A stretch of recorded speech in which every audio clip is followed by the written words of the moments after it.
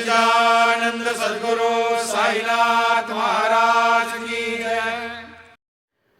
சாய் பக்தர்கள் அனைவருக்கும் அன்பான வணக்கங்கள்.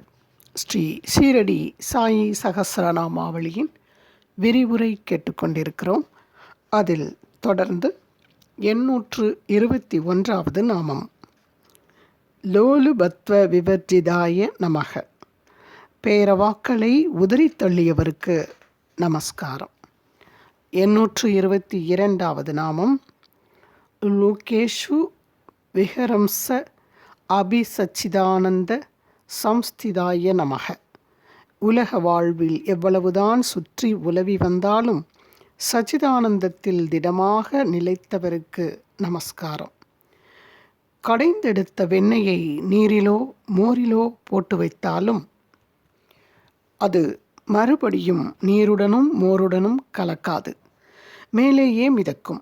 அதுபோல இடைவிடாத பழக்கத்தால் ஒருமுனைப்பட்ட சித்தம் பெற்றவன் எங்கிருந்த போதிலும் அவனுடைய மனம் சுற்றிலும் உள்ள பொருள்களுடன் கலக்காமல் ஈஸ்வரனிடம் திரண்டு நிலை பெறும். பகவான் ஸ்ரீ ராமகிருஷ்ண பரமஹம்சர். 823வது நாமம் லோனி வான்யாம் கனூதாசம் மகா அபாயத் விமோசகாய நமக. லோனிவாணி எனும் ஊரில் தாஸ்கனுவை பேராபத்திலிருந்து விடுவித்தவருக்கு நமஸ்காரம்.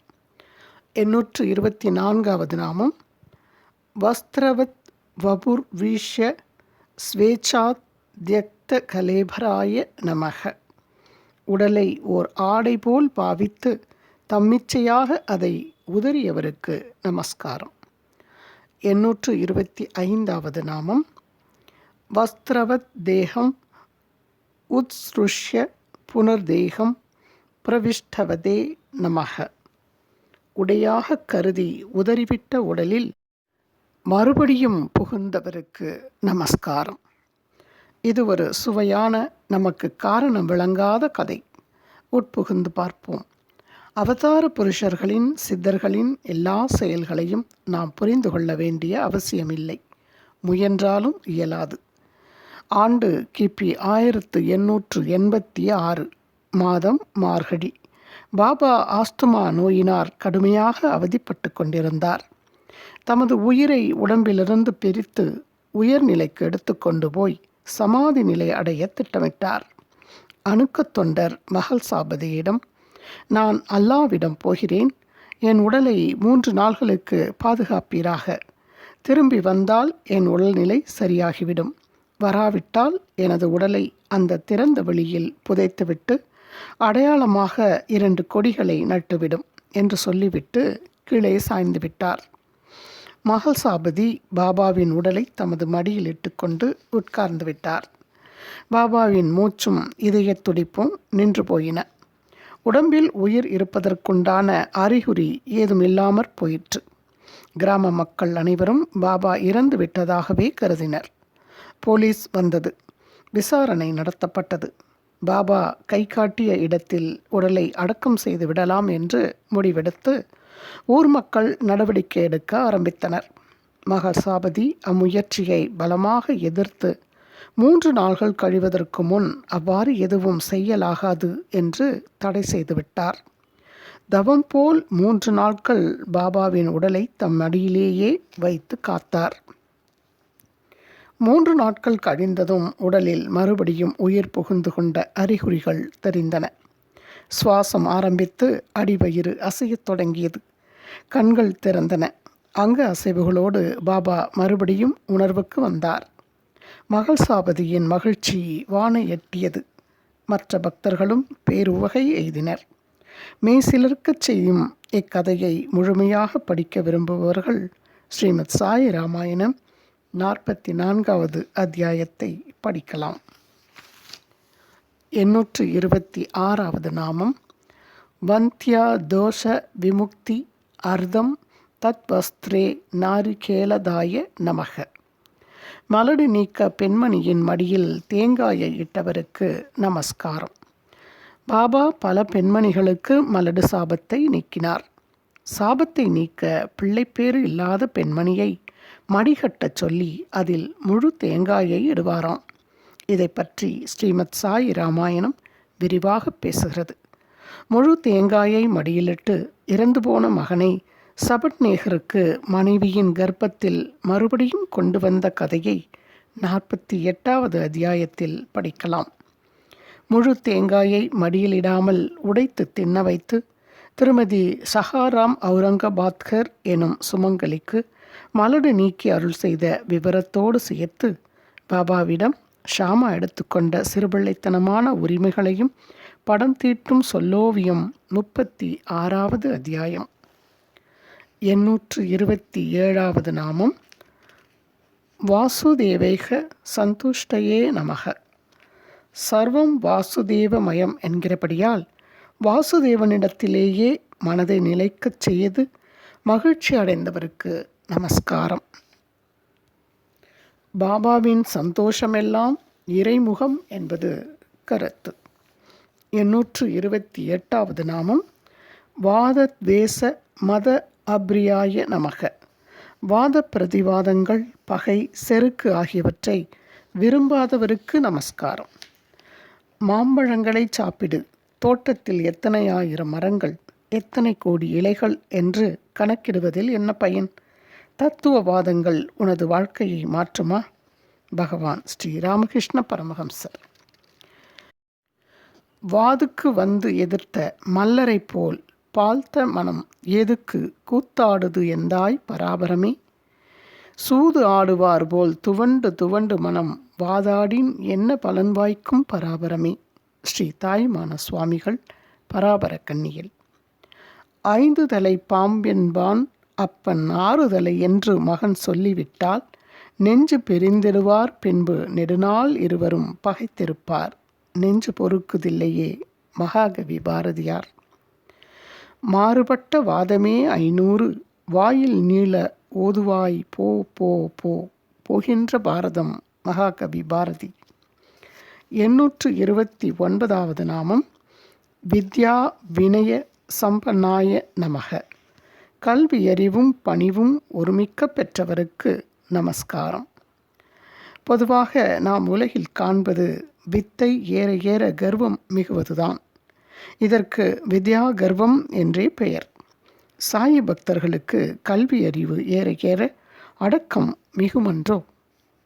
830வது நாமம் விதேய ஆத்மனே நமக. பணிவும் கீழ்ப்படியும் தன்மையும் உடையவருக்கு நமஸ்காரம். ஸ்ரீமத் சாய் ராமாயணத்தின் 5வது அத்தியாயம் இந்த நற்குணங்களை செவ்வனே படம் பிடித்து காட்டுகிறது.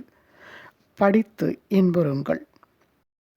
831வது நாமம் வீரியவத்தே நமக.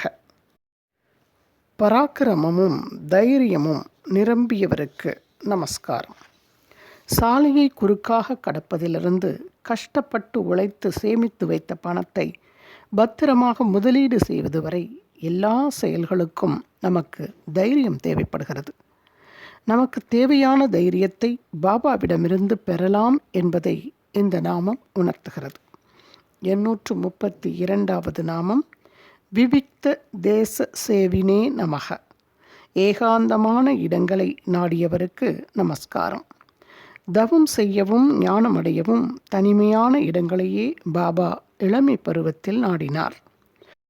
பிரம்மமாவதற்கு தேவையான அப்பியாசங்களில் தனித்திருத்தலும் ஒன்று என்கிறார் பகவான் ஸ்ரீகிருஷ்ணர் அர்ஜுனனுக்கு அளித்த உபதேசத்தில். இனிது இனிது ஏகாந்தம் இனிது என்கிறார் ஔவையார். பசித்திரு, தனித்திரு, விழித்திரு என்கிறார் திருவருட்பிரகாச வள்ளலார். 833வது நாமம் விஸ்வபாவன பாபிதாய நமக. எப்பொருளிலும் எவ்வுயிரிலும் தம்மை பார்த்தவருக்கு நமஸ்காரம். ஸ்ரீ விஷ்ணு சகஸ்ர நாமாவளியில் முதல் நாமமே ஓம் விஸ்வஸ்மை நமக என்பதுதான். உலகம் அனைத்தும் தாமாயிருப்பவருக்கு நமஸ்காரம் என்பது பொருள். இந்த உலகமே அவன்தான். பார்க்கும் பொருளெல்லாம் நீக்கமர நிறைந்தவன். ஆனால் அவன் நம் கண்களுக்கு புலப்படுவதில்லை. பானைக்குள் இருக்கும் எறும்புக்கு பானை தெரியாதது போல ஞானிகளும் சித்தர்களும் அவனை எல்லா பொருள்களிலும் எல்லா உயிர்களிலும் தம்மிலும் காண்பர். 834வது நாமம். விஸ்வ மங்கள மாங்கல்யாய நமக. எல்லா மங்களங்களுக்கும் மூல மங்களமானவருக்கு நமஸ்காரம். 835வது நாமம். விஷயாத் சம்கிருத்த இந்திரியாய நமக. அனுபவங்களிலிருந்து நுகர்ச்சியிலிருந்து ஐம்பொறிகளையும் உள்ளுக்கு இழுத்து கொண்டவருக்கு நமஸ்காரம். நுகர்ச்சியை விடுத்து உள்ளிழுக்கப்பட்ட பொறிகளை உடையவருக்கு நமஸ்காரம் என்பது சொல்லுக்கு சொல் அர்த்தமாகும். இது வடமொழியில் ஓர் உதாரண சொல்லாட்சி. வடமொழியில் செய்வினையை விட செயப்பாட்டு வினை சொல்லாட்சி அதிகம். அவர் சொன்னார் என்பதை விட அவரால் சொல்லப்பட்டது என்பது போன்ற சொற்பிரயோகங்கள் அதிகமாக இருக்கும். ஒவ்வொரு மொழிக்கும் சில தனிச்சிறப்புகள் உண்டல்லவா? ஆமை தன் அவயவங்களை அடக்கிக் கொள்வது போல் பொருள்களிடத்திலிருந்து பொறிகளை முழுவதும் உள்ளிழுக்க வல்லவனுக்கு நிறை ஞானம் நிலை பெறுகிறது. ஆபத்துக்களினின்று தன்னை காத்து கொள்ள ஆமை மிக எளிதில் உறுப்புக்களை உள்ளே இழுத்து கொள்கின்றது. இந்திரியங்களை ஆளும் அறிஞன் அவற்றை அவ்வளவு எளிதில் உள்முகமாக திருப்புகிறான். இப்படி செய்வது பிரத்யாகாரம் எனப்படும். வீட்டின் கதவுகளை அடைத்து தாளிட்டுவிட்டு வெளியுலகின் விவகாரத்தில் தொடர்பற்றவனாக மனிதன் உள்ளே வீற்றிருப்பது போன்று ஞானி பொறிவாயிலை அடைத்துவிட்டு சமாதியில் சுகித்திருக்க வல்லவனாகிறான். அப்படி சமாதியில் திளைத்திருப்பதுதான் நிறைஞானியின் உண்மை நிலை. நிலத்தில் திண்டாடுகிற மீனை எடுத்து மீண்டும் நீரில் விட்டால் அது எப்படி உணர்கிறதோ அப்படி இருக்கிறது ஞானிக்கு ஆத்மஸ்வரூபத்தில் இருப்பது. ஸ்ரீமத் பகவத்கீதை பாஷ்யம், அத்தியாயம் 2, ஸ்லோகம் 58. பூஜ்ய ஸ்ரீ சுவாமி சித்பவானந்தர். இதன் தொடர்ச்சியை அடுத்த ஆடியோவில் பதிவிடுகிறேன். தொடர்ந்து கேளுங்கள் நண்பர்களே. குரு வாழ்க, குருவே துணை. ஓம் சாராம். श्री सच्चिदानंद सद्गुरु साईनाथ महाराज की